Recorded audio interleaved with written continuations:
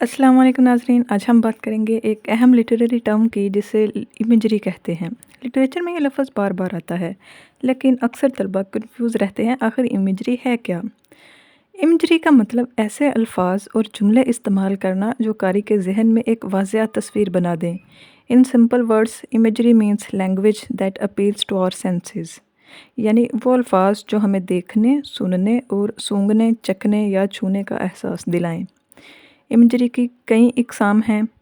Number 1, visual imagery, आँखों से देखने वाली तस्वीरें। फॉर एग्ज़ाम्पल, आसमान पर सुर्ख सूरज डूब रहा था।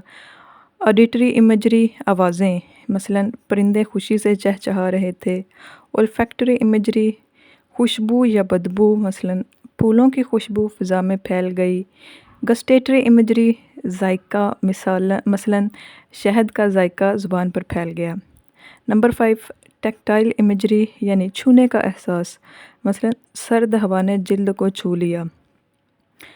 Examples from literature. शेक्सपियर अपनी पोइट्री में इमेजरी का बहुत इस्तेमाल करते हैं। मसलन सोनेट 18 में वो कहते हैं, शैल आई कंपेयर थी टू अ समर डे। ये विजुअल इमेजरी है। इस तरह वर्ड्सवर्थ की पोइट्री नेचर की इमेजरी से भरपूर है। उर्दू अदब में अगर देखें तो गालिब के अशार और फैज़ की शायरी में भी इमेजरी कसरत से पाई जाती है। तो दोस्तों, इमेजरी सिर्फ अल्फाज नहीं बल्कि एहसासात को ज़िंदा कर देने की ताकत है। यही वजह है कि अच्छी पोइट्री या नावल हमें अपने अंदर खींच लेता है। सो फ्रेंड्स, मज़ीद लिटरेरी टर्म सीखने के लिए चैनल को सब्सक्राइब करना मत भूलिएगा। शुक्रिया।